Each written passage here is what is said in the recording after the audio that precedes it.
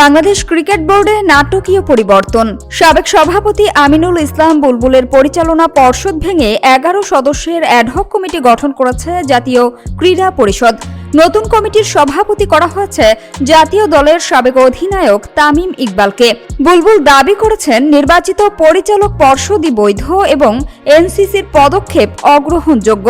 তিনি আইসিসির হস্তক্ষেপ কামনা করছেন এবং নিজেদেরকে বিসিবির একমাত্র বৈধ কমিটি বলছেন। অ্যাডহক কমিটি বিসিবির কার্যক্রম পরিচালনা এবং নির্বাচন প্রস্তুতির দায়িত্ব নেবে। 3 মাসের মধ্যে নির্বাচিত কমিটির হাতে ক্ষমতা হস্তান্তর হবে।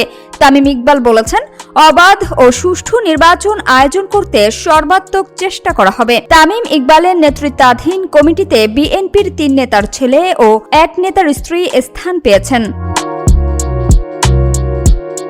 কমিটির সদস্যরা হলেন সংসদ সদস্য মির্জা আব্বাসের ছেলে মির্জা ইয়াসির, স্বরাষ্ট্রমন্ত্রী সালাউদ্দিন আহমেদের ছেলে সৈয়দ ইব্রাহিম আহমেদ, অর্থমন্ত্রী আমির খসরুর ছেলে ইশরাফিল খসরু, শিক্ষা প্রতিমন্ত্রী ববি হাজ্জাজের স্ত্রী ও সুপ্রিম কোর্টের আইনজীবী রাশনা ইমাম, জাতীয় দলের সাবেক অধিনায়ক মিনহাজুল আবেদিন নান্নু, জাতীয় দলের সাবেক ক্রিকেটার ও আন্তর্জাতিক ধারাভাষ্যকার আতহার আলী খান, বিসিবির সাবেক পরিচালক ও প্রাইম ব্যাংকের চেয়ারম্যান তানজিল চৌধুরী, বিসিবির সাবেক কর্মকর্তা সালমান ইস্পাহানি, বিসিবির সাবেক যুগ্ম সম্পাদক রফিকুল ইসলাম বাবু ও সাবেক পরিচালক ফাহিম সিনহা।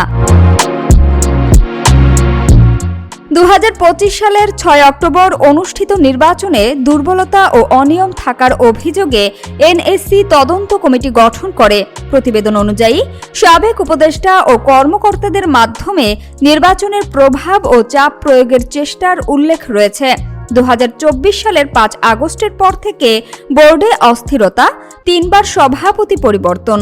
ফারুক আহমেদ, বুলবুল সহ 3 জনই এনএসসি কোটায় দায়িত্ব পালন করেছেন। নির্বাচনে অনিয়ম ও প্রতিবাদের কারণে 7 জন পরিচালক পদত্যাগ করেছেন।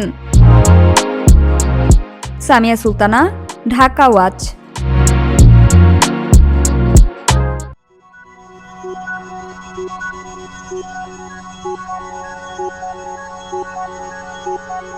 Thank you.